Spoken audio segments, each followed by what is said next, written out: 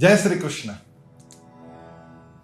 हम लोग अक्सर घर से जब बाहर निकलते हैं तो प्रायः हम लोग आईना देखकर फिर बाहर निकलते हैं। जैसे ही हम आईने में देखते हैं तो पता चलता है कि हमारे बाल ठीक नहीं हैं। तुरंत हम कंघी उठाते हैं और बालों को ठीक करके उसके पश्चात फिर आईने में देखकर फिर बाहर निकलते हैं। जब हम ऐसा करते हैं और हमें पता चलता है कि आईने में दिख रहा है कि मेरे बाल ठीक नहीं, तो हम ना तो आईने पे क्रोध करते हैं, ना ही हम मन में निराश होते हैं। बड़ी आसानी के साथ में सहजता से हम अपने बाल ठीक कर कर फिर बाहर निकलते। लेकिन यही आईना दिखाने का काम यदि कोई व्यक्ति करता है तो हमें बड़ा क्रोध आता है। हम निराश हो जाते हैं कि मेरी गलती बता दी। लेकिन यदि गलती बताने के वाले का भाव हम अच्छे से समझ ले, उसके शब्दों पर नहीं उसके भाव पर यदि हम अपना ध्यान केंद्रित करें तो हमें अपनी गलती का पता चल जाता है। और फिर जब हमें अपनी गलती का पता चल जाता है तो आराम से, बड़ी आसानी के साथ, बड़ी सहजता से हम लोग उस गलती को ठीक करने का प्रयास भी करने लगते हैं। भगवद गीता में एक बहुत सुंदर श्लोक आता है। भगवान कहते हैं, तुल्य निंदा स्तुतिर्मौनी संतुष्टो येन केनचित अनिकेत स्थिरमतिर भक्तिमान में प्रियो न रहा। तुल्य इसका मतलब होता है बैलेंस। और बैलेंस कब रखना है, समभाव कब रखना है? तुल्य निंदा स्तुतिर्मौनी, निंदा में और स्तुति में दोनों में ही बैलेंस रखना है।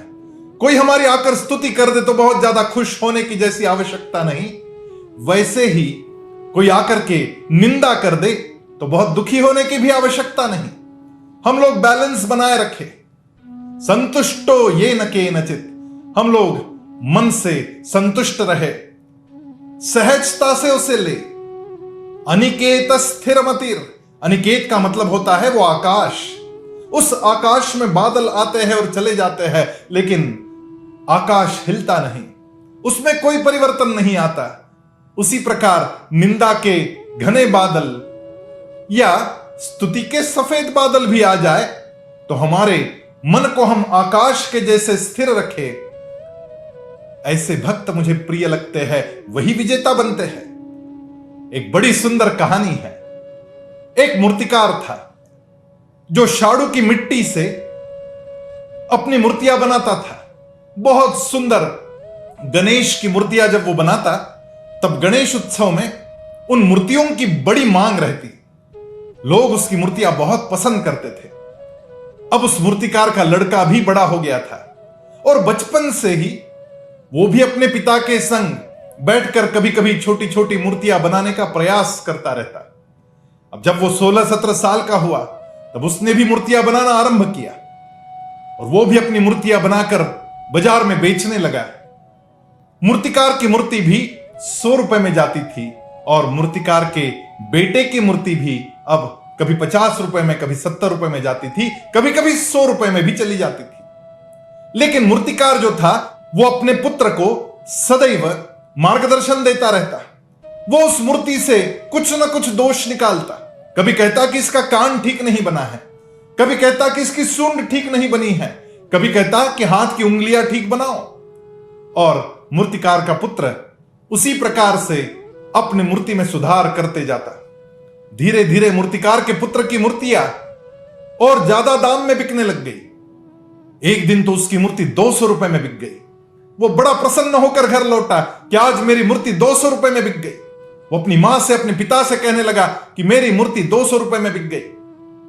जब उस दिन वो दोबारा से मूर्तियां बनाने लगा तो पिता ने फिर बताया कि अरे देखो देखो, तुम्हारे इस मूर्ति में जो चूहा तुमने बनाया है उसको और ठीक करो। अब मूर्तिकार का बच्चा मूर्तिकार के पास देखने लगा और अपने पिता से बोलने लगा कि पिताजी, आज तक तो मैंने आपकी हर बात सुन ली। आपकी मूर्ति 100 रुपए में बिकती है और मेरी मूर्ति 200 रुपए में बिकती है। यदि 200 रुपए की मूर्ति अब मेरी बिकने लग गई तो सुधार अब आपको करना चाहिए, ना कि मुझे। पिताजी ने बोला कि यही बात मेरे साथ भी घटी थी। जिस दिन मैंने अपने पिताजी को यह जवाब दिया कि आपकी मूर्ति 50 में बिकती है और मेरी 100 में, उस दिन के पश्चात मेरी मूर्ति 100 रुपए से ऊपर कभी नहीं बिकी। आज तुम्हारी मूर्ति 200 में बिकी है। अब तुम्हारी प्रगति रुक जाएगी। अब मैं कुछ नहीं बताऊंगा।